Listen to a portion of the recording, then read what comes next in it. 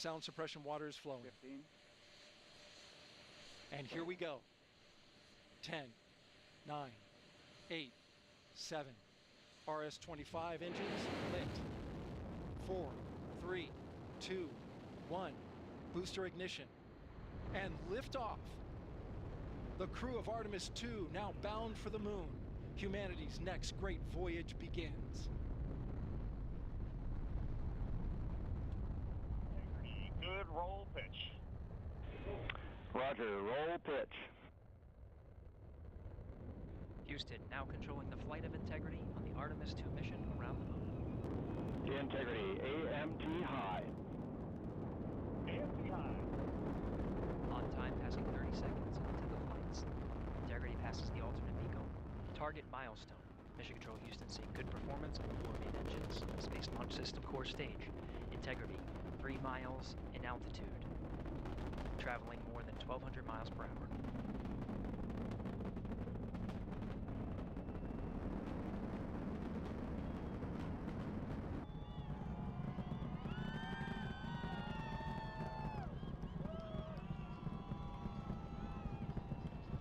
Mission elapsed time, passing 1 minute, approaching max Q. On, Ponce de Leon. Stan, we have you loud and clear on Ponce de Leon. Have you the same? Communication signal transfer confirmed as Integrity and its crew go supersonic. Approaching 90 seconds into the Artemis II mission. Integrity is 14 miles in altitude, 8 miles downrange, traveling more than 2,600 miles per hour.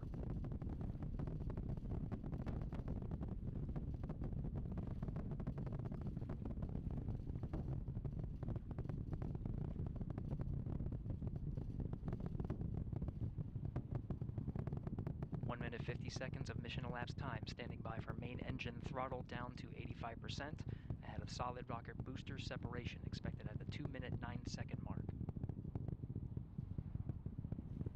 We see throttle down.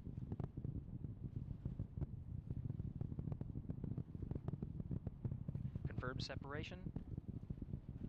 Main engine's throttling up, guidance converged.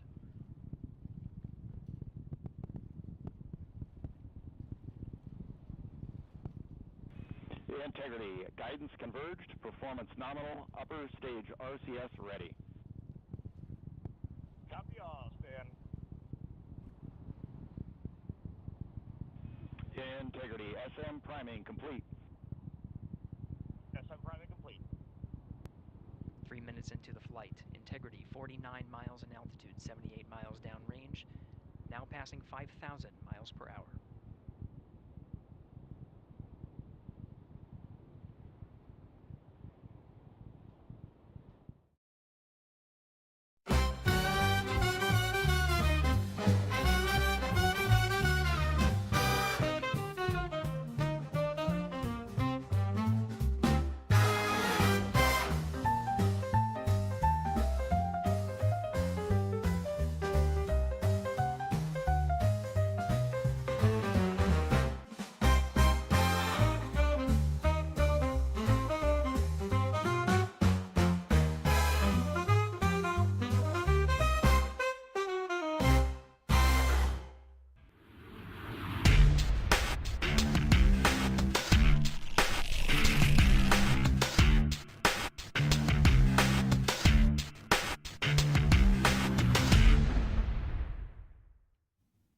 How incredible was that?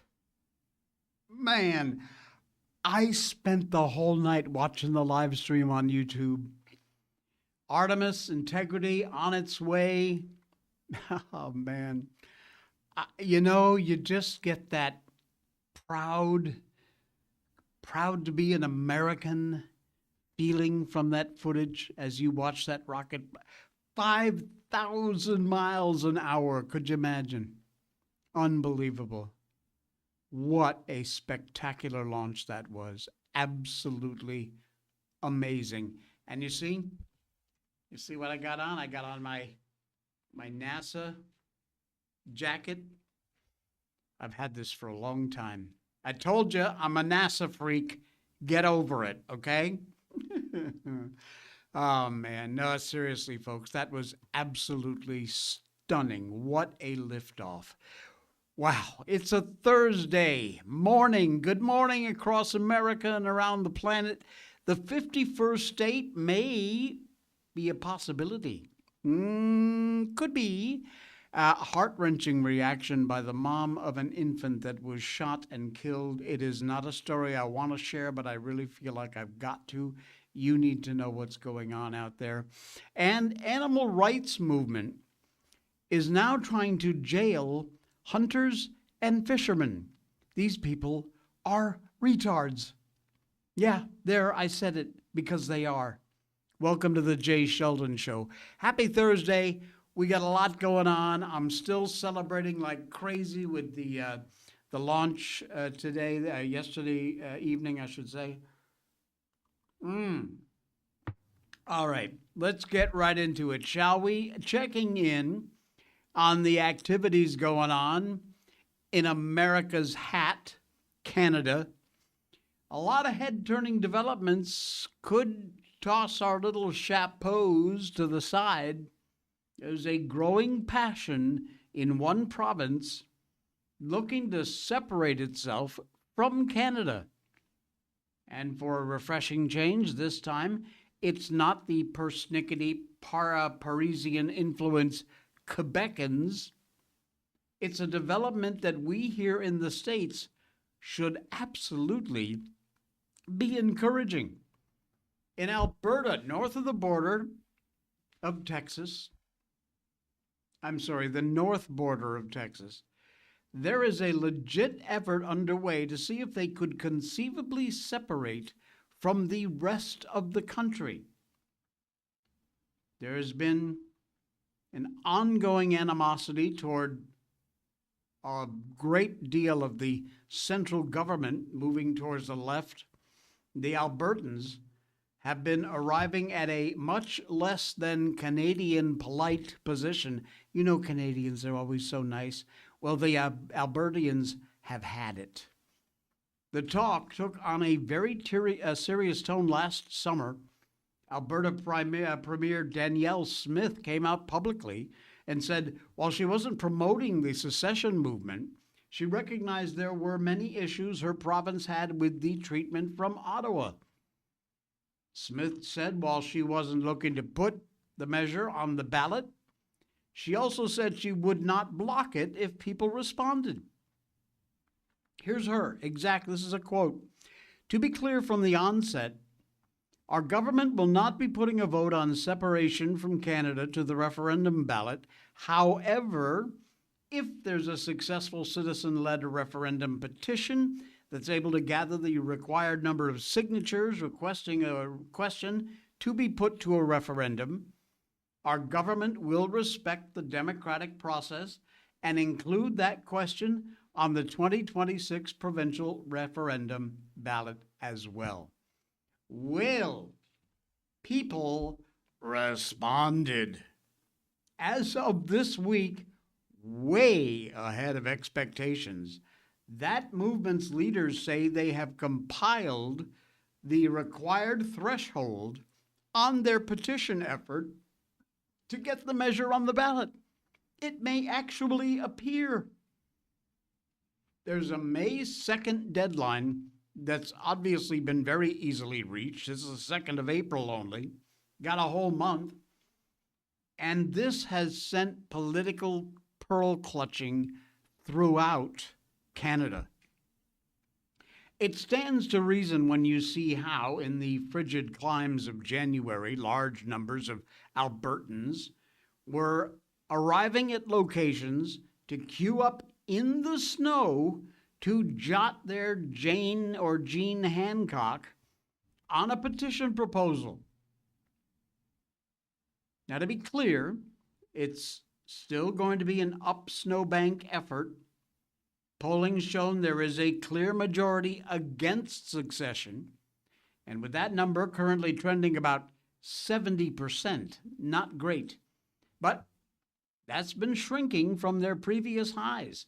It was in the 80% range. Now it's a full 10% less. A lot of that's got to do with the messaging. And when you hear from those behind the efforts, it's not the rantings of some emo like a big lefty screaming, "Bah!" clutching their pearls. Jeffrey Rath is the lawyer who's behind the Alberta Prosperity Project, and he sounds beyond rational in his explanation of things. Rather than a frothing, whooping pro-Trump monologue, he delivered a very sound game plan and even states that independence is a priority over an emotional rush into the American tent. How can you not see the sense in opposing sending more of their resources to China? Noteworthy, too, is his saying that the entire effort would not have moved forward without the aid of the Trump admin. He's been in contact with U.S. players. That's very significant. And it's not simply, political BS. Scott Bessent is on record saying that we as a nation would be amenable to seeing an independent Alberta. Wow. Now, adding to the desire that they want to split off, growing presence in Canada, hyper-activist, hyper-leftist factions. Recently, the NDP, which they know up there as the New Democratic Party. They held meetings in Alberta, and the display was something else. Not a very well-attended event. They handed out cards to members of social groups, claiming different levels of privilege. And in that clip, there's one delegate complaining about being upstaged by another member who didn't hold the appropriate card and moved ahead when speaking. Then watch as the leader of this conference instructs those willing to speak to do so orderly, but then nearly chokes at the podium before catching themselves when saying they need to stand in a straight line. Oh, can't say straight. I see that we are 1 minute ahead of schedule, and so I'm going to get out of here. The balloting co-chairs are returning, I believe. Now balloting co-chairs. There is a point. Let's hear the point on microphone 1. I'm sorry, just real quick, point of personal privilege. I understand there's very little time and for delegates to speak, but early on the mic, it's hard as a racialized and transgender delegate to sometimes use this card and speak up, speak to somebody in front of me in line and ask, hey, this pertains to multiple intersecting parts of my lived experience. I'd like to speak. I was rejected when I talked, and it's frustrating when these are my rights being directly under attack right now in Alberta, and that a cisgender woman had spoken over me. And I understand her rights are important too. This pertains to her too, but I don't know. I hope that in the future the federal NDP will also have a broader interpretation of the equity cards for speakers. That's all. Thank you. I will invite delegates to assist me in better using the card by forming a straight line behind the microphone with a prominently displayed equity card. If I see speakers ahead of you who are not holding a card prominently, it would be wrong of me to guess about their gender identity. Okay, enough. You see where we're going with this bullshit, right? Yeah. That's the opposition. You look at these insufferable posturing idiots, and you understand the pragmatic thinkers in Alberta wanting to cut out and head off on their own because they don't want to have to deal with that bullshit. That clip is the perfect rationale for the tagline they used in the separatist movement. The tagline, we're done. Perfect. We're done. Alberta first, we're done. I really, really hope so. I really do. I think that would be brilliant. That would be cooler than iced fish. What a cool idea. All right. I did not want to do this story, and I will warn you, it is horrific. If you're not into hearing about the details of this kind of thing, maybe just stand by for a few minutes. But upon further thought, it is important that you know this kind of garbage that is going on in New York City, because it's disgusting. This simply should not happen. Someone taking their baby in his or her stroller out for a walk in a neighborhood where they live, not in New York, not in any city in the United States. This should not ever happen, but it did. A 7-month-old girl was shot and killed in her stroller by a stray bullet while walking with her parents in Brooklyn. Cops now looking for a pair of moped-riding thugs, according to law enforcement. The family was strolling near Humboldt and Moore Streets early in the afternoon when the shots rang out. The 2 suspected gunmen sped off. Person of interest is now in custody. The Tot's mom heard the shots and rushed her daughter into a nearby bodega, looked down at the stroller, and saw the blood. The infant, taken by an ambulance to a local hospital, pronounced dead there just before 2 p.m. Eastern. We don't know the time of this writing of this story, whether or not the baby's parents were possibly the targets of the perpetrators. There is video of the incident. I am not playing it. This unbelievably shocking story comes the same day as the awful developing story from the Commonwealth of Virginia. You may have heard of this one. It's been in the news. A man's been charged allegedly with murdering his own infant. Oh, and he isn't a Virginia father any more than I am. Something the legacy media loathe to honestly put in their headlines was the heart-wrenching reaction of the infant's mom, according to witnesses who only named her as Mrs. Jones. Particularly tough to take, at least anyone with a heart, for the innocents who get ravaged by the out-of-control crime in this city. Violence left unchecked, in fact, not just New York, but blue cities across this country.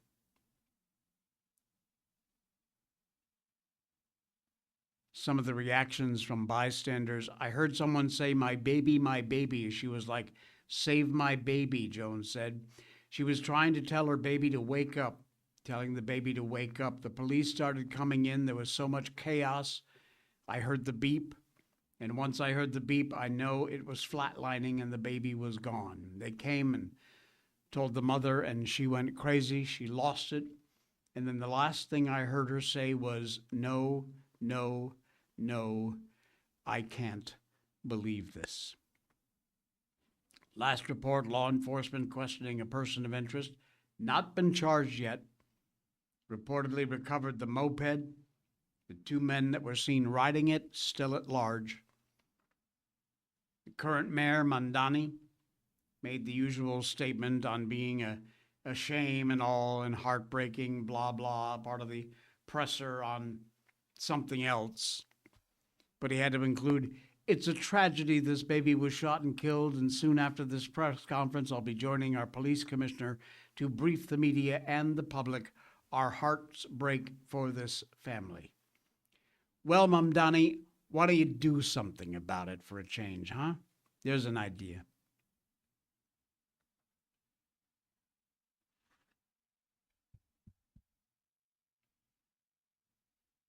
Vincent Valsisi lays at the feet of Mondani and his fellow radical leftists in power in New York City. He told the Post, "It's disgusting. This is what these people get voting blue. If the National Guard was out there, this wouldn't happen." And you know what? He is exactly right. Where the blame lies in this disgusting situation in New York. You didn't see this under the man who was once called America's mayor, Rudy Giuliani. That didn't happen in the late 80s. We've got to urge our family members and our friends in these blue cities to get out there, take part in the polls, in the midterms, get rid of these morons. They are literally killing us. Vote these people out of office for your sake and your family's sake. Unbelievable.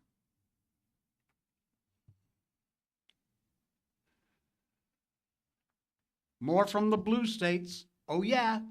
You can always count, all I got to do is put in blue states, and I get stories up the wazoo, each one more ridiculous than the last.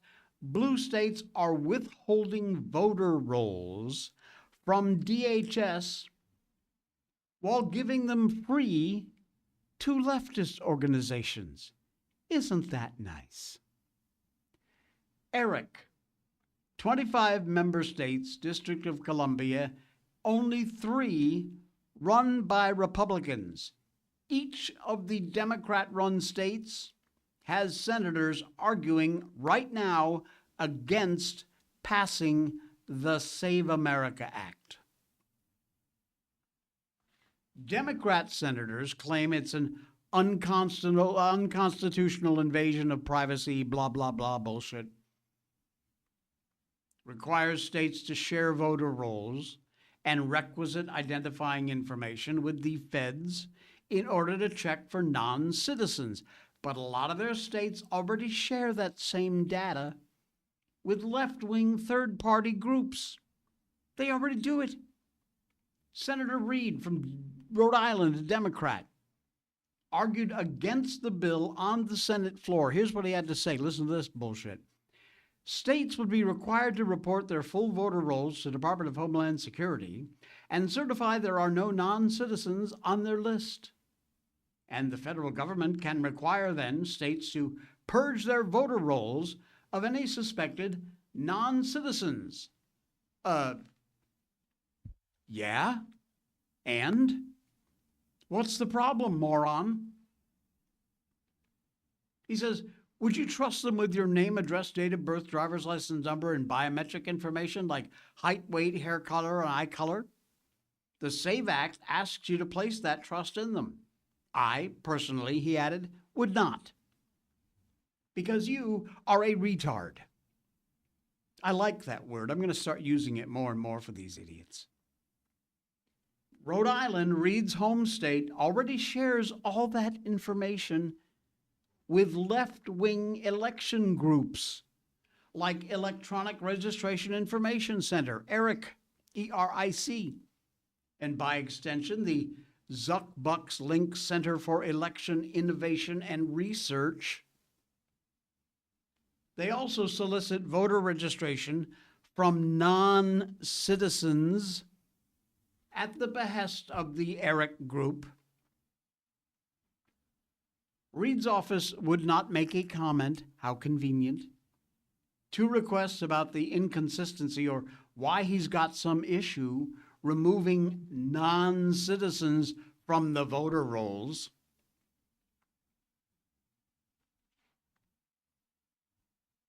They're doing everything they can against this because you know what they want. They want the power. They want those illegals they have let in across the border by the millions to get the chance to vote. Even if they don't go to the polls and actually vote, that's okay, because we'll vote for you.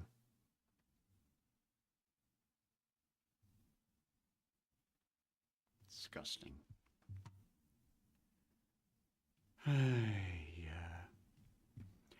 Tiger Woods has broken his silence. Yeah, he had another DUI arrest after a car crash. He is now... Tiger, come on. Seriously? He's now saying he plans to seek treatment in his first public remarks after being arrested in Florida on a DUI charge last week following a car crash in Jupiter Island, Florida. He says, I know and understand the seriousness of the situation I find myself in today. He pleaded not guilty to DUI charges. I'm stepping away for a period of time to seek treatment and focus on my health. This is necessary in order for me to prioritize my well-being and work towards lasting recovery. He says, I'm committed to taking the time needed to return to a healthier, stronger, and more focused place personally and professionally. I appreciate your understanding and ask for privacy for my family, loved ones, and myself at this important time. There is his booking photo of Tiger Woods. Very nice. These comments come out just before the 2026 Masters. His status in that, completely uncertain. We do not know. 50 years old, this drunk driver rolled his luxury SUV while driving just a few minutes away from his Florida home about 2 p.m. Friday. This is the fourth accident dating back to 2009. Take a look at this. There it is. How nice.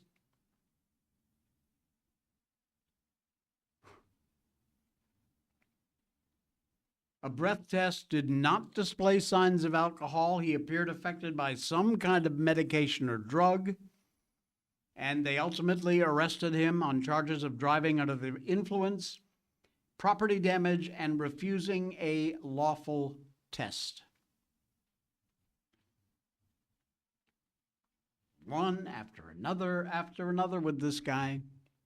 Telling you.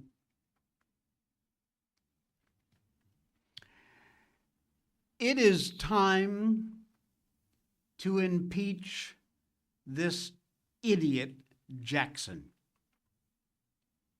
Trust the gender science, that according to SCOTUS Justice, who, by the way, doesn't know what a woman is. You know who I'm talking about. This moron. The gist of Jackson's dissent is that therapists challenging transgender orthodoxy should just shut up and trust the science.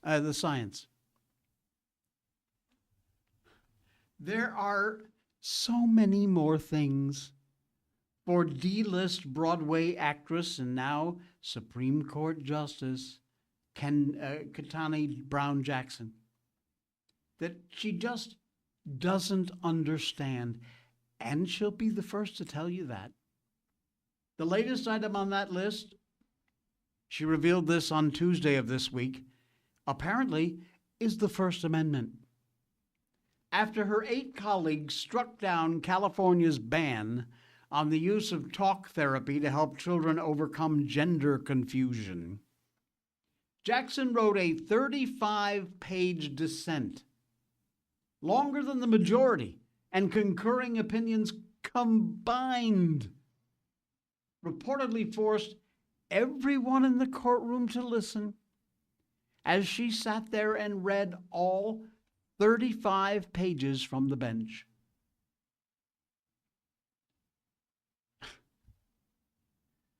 Quote, to properly evaluate the First Amendment claim at issue in this case, one must first understand the impetus for Colorado's regulation, what that law requires, and the nature of the speech it implicates, she writes. Jackson clearly does not. The majority found Colorado violated the speech rights of counselors like Kaylee Curtis, banning them from providing talk therapy to patients who ask for help overcoming gender dysphoria and other sex-based confusions. Jackson insists speech codes targeting counselors' ability to speak freely to clients about gender ideology is no different from standard medical regulations like prohibitions on doctors recommending suicide. What she didn't see as garden variety regulation was a Tennessee law that bans health care providers from performing amputation surgeries and prescribing puberty blockers, opposite-sex hormones, to children. When the Supreme Court upheld that law in June, Jackson joined a dissent written by Sotomayor, but don't go looking for her to clear up that glaring contradiction. Her constitutional theory of interpretation is whatever allows states to ban therapist speech but doesn't let them ban other medical professionals from chopping off healthy body parts of 12-year-olds.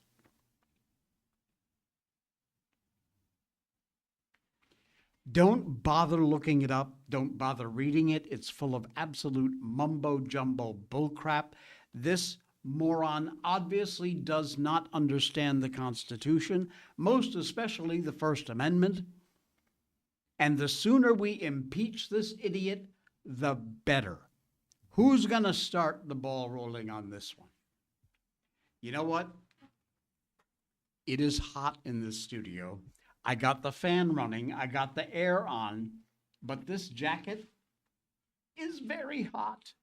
I gotta take it off. Let me show you my Bushido shirt. This is one of those, it's insulated, you know, like the, I don't know what you call them. It's very hot. All right, so let's just move on. I've got an old crappy t-shirt, which is fine. Hey, your Medicare taxes, you pay those? Oh, yes, you do. And guess what they paid for?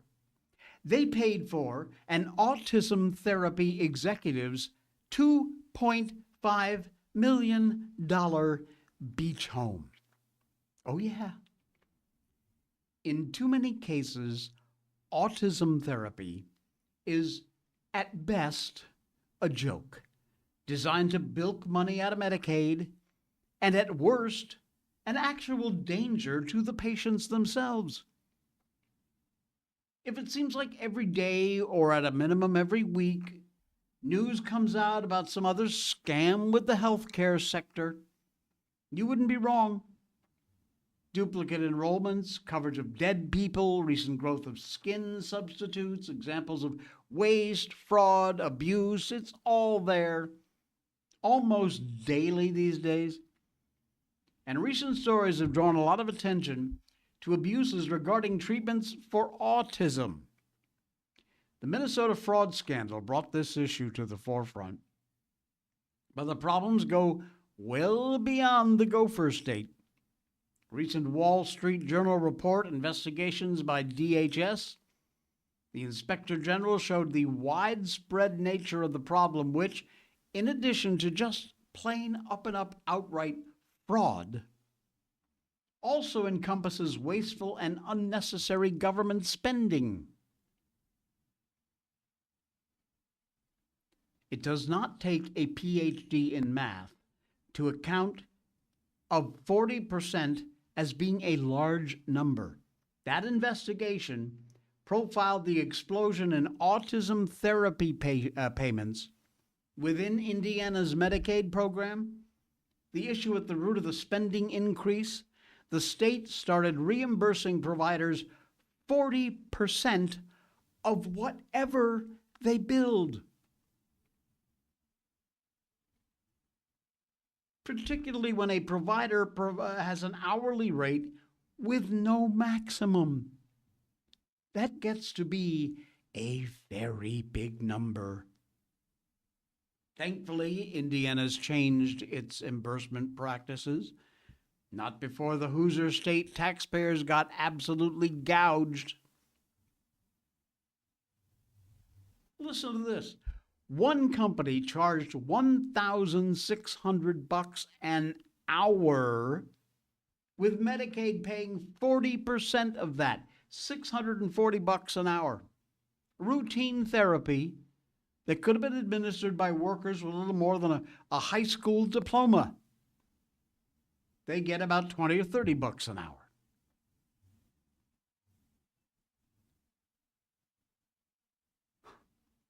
Unbelievable. And the harm to patients, the injury in these cases goes beyond the dollars, folks. As sizable as those sums may be, a lot of patients with autism need high quality care. And the therapy providers are focused on what? Making money. Whether that means giving patients more therapy that they can reasonably tolerate, or engaging in very unproductive activities like supervised nap time. You go take a nap and I'll keep an eye on you. And they charge for that. Scandals like these create an incredible amount of cynicism. Medicaid designed to provide a safety net for the most vulnerable portions of our society, which would include patients with autism.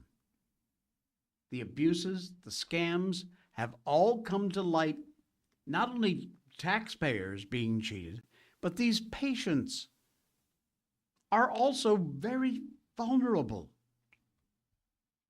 Blue states like Minnesota, red states like Indiana have all got to reform this system to get rid of this ridiculous, wasteful spending. Unbelievable. And it keeps going on every day. Every single day you hear about it. I'm going to do another story that I hesitated to do, but once again, I thought it was very important that you know this kind of stuff is going on. So I will warn you, this one, like the previous, is not easy. Spain killed a 25-year-old rape victim and harvested her organs. I swear to God, if the Democrats get control back of the federal government, pressure federalize euthanasia, try and normalize euthanasia, it will get worse. It will come here. Noela Castillo Ramos, 25-year-old survivor of multiple sexual assaults, died in Spain by legal euthanasia last week. Her life and her death all expose the absolute cruelty of what the left calls compassion. Her childhood marred by family problems, her parents' separation, father's alcohol issues. The state placed her in a foster care system when she was about 13. It was around that time that Ramos began a very long battle with a lot of mental health issues, being diagnosed with OCD, borderline personality disorder. The state-run system that was supposed to look after Ramos's well-being completely neglected her. She suffered multiple sexual assaults, including being gang raped while living in a state-run facility for at-risk youth in 2022. And in her despair, she tried to end her life multiple times, including jumping from a fifth-floor balcony. She survived, but she was left paralyzed from the waist down in constant chronic pain. Emotionally, physically, She grappled with unbelievable isolation, lost her sense of purpose in a world that had done nothing but cause her so much suffering. In 2021, Spain legalized euthanasia and physician-assisted suicide. The country is one of the first European nations to do that and to allow adults as young as 18 with, quote, serious chronic and disabling conditions causing constant and unbearable suffering to request assisted death. By the end of 2024, more than 1,100 Spaniards had died under this law, and those numbers are going up. She requested euthanasia back in 2024. Catalonia's Guarantee and Evaluation Commission approved it unanimously. Her father, Geronimo Castillo, opposed the decision, argued her treatable mental health conditions impaired her ability to consent. Makes sense. He also filmed Ramos learning to walk again after her paralysis showed she was making progress physically. Well, backed by the Catholic legal group Abogados Cristianos, he waged a 20-month-long legal battle trying to save his daughter's life. The lower court temporarily delayed the euthanasia of Ramos. Hospital staff reportedly told Ramos's family that her organs had already been earmarked for donation. So she must die. That's the hospital staff saying that. Incredibly, one committee member who approved her euthanasia was allegedly affiliated with the National Transplant Organization. How nice. Unfortunately, courts at almost every other level, including Barcelona courts, Catalonia's Superior Court of Justice, Spain's Supreme Court, the Constitutional Court, and then even the European Court of Human Rights, all sided with Ramos's right to die. And the appeal dismissed earlier this year. March 26th, in a facility near Barcelona, Ramos died from a lethal injection. Under the euthanasia law, her death recorded as natural. Yeah. The lawyer for her father captured the tragedy. We were told this law was for extreme cases, he said. People practically dying. Instead, it ended the life of a 25-year-old girl with her whole life ahead of her who suffered from an absolutely treatable illness. Yet left-leaning outlets eagerly frame the story as a complete victory for bodily autonomy, downplaying her experience as a rape victim. The Guardian, for instance, sounds almost celebratory. Here's the headline from The Guardian. Spanish woman won legal battle for the right to euthanasia. What a crock. And all of this, in truth, it actually exposes something far, far darker. The failure of a progressive worldview that completely sidelines families, faith, genuine care in this mosh pit of bureaucratic efficiency and state-approved solutions. The ideology also indoctrinates young people with the belief that life should be free of pain and suffering. Here's an update, folks. Life is going to bring some pain and suffering to you. You need to learn to deal with it. Not turn to a lethal injection to solve your solvable problems.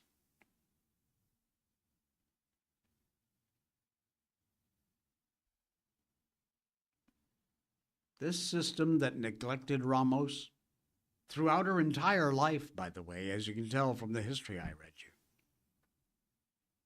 It just shows the interest when she expressed a desire to die.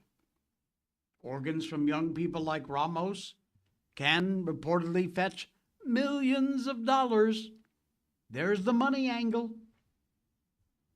She may have had second thoughts in her final days, but was allegedly pressured by hospital staff to go ahead with the plan because her organs had already been allocated.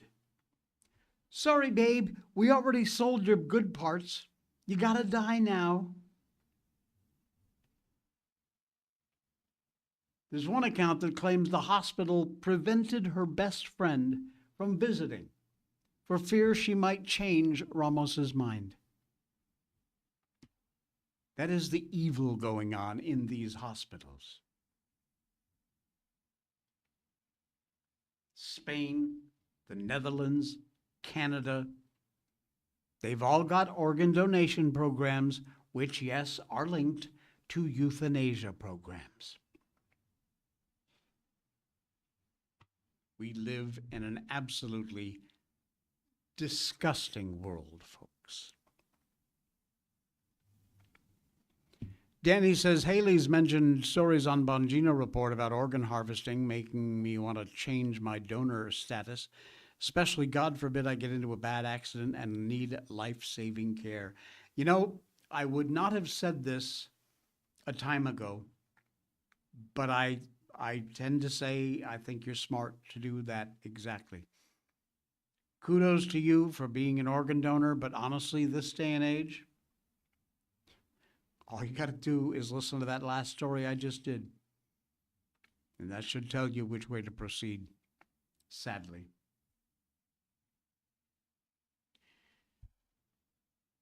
As if they had to do anything else to prove exactly how stupid they are. Animal rights movements are now seeking to jail hunters and fishermen. No, I'm not kidding. Animal rights activists, very fond of mocking hunters and ranchers for being concerned the movement wants to destroy their way of life, which is exactly what they do want to do. There's a ballot measure in Oregon pretty much that proves that those who were expressing their concerns about getting their lives destroyed were 100% right. Listen to this. Idiots. An animal rights campaign is seeking to criminalize hunting and fishing in the state through a ballot initiative. It would strip away any legal exemptions to the state's animal cruelty laws that currently protect hunters and fishermen. This ballot proposal, which is called the People for the Elimination of Animal Cruelty Peace Act, would radically change how Oregon treats animals under criminal law. It would allow the government to not only target hunters, but also researchers, pest control work, wildlife policy. You own livestock, you'll be affected. In fact, if you own an animal at all, you will be affected by this measure. The campaign promoting the proposal said it is still looking to get it on the ballot, said they've got 105,000 signatures as of last month. They need 117 by July 2nd to qualify. Here's what would happen. It would rewrite Oregon's cruelty laws, animal cruelty laws, in enormously broad terms, ridiculously broad terms. It says a person who commits a second-degree animal abuse, if the person intentionally, knowingly, or recklessly causes physical injury to an animal unless it's necessary to stop an immediate threat to people or other animals. And it says first-degree abuse includes causing serious physical injury or death under the same defense. And this would broaden the definition of what an animal is to include, listen up, any non-human mammal, bird, reptile, amphibian, fish, would increase penalties for abuse and neglect crimes, prohibits offenders from possessing any animal for between 5 and 15 years, and community service at Oregon's animal care facilities. But offenders, of course, would face a lot more than just fines and a little community service. A misdemeanor charge for animal abuse in the second degree could get you up to 6 months in jail. First-degree offenders, 1 year and higher fines. Currently, their animal cruelty laws in Oregon exempts lawful fishing, hunting, and trapping, along with livestock transport, rodeos, commercially grown poultry, good animal husbandry, livestock slaughter, wildlife management under the color of law, scientific and agricultural research or teaching, pest and vermin control, and responsible handling and training techniques. Under this new measure, all of those exemptions would be gone. None of those things would be exempt anymore, except for the one that has some veterinary practices and the self-defense crap. In essence, it would immediately criminalize you if you are a fisherman, a hunter, or if you handle animals in any way. This idiot, moronic animal rights lobby doesn't approve of. This fight matters, folks, because if this animal rights cartel gets its way in Oregon, it's going to set a precedent for legislation which is going to target owners and hunters and fishermen. And that's exactly what these authoritarians want, no doubt about it.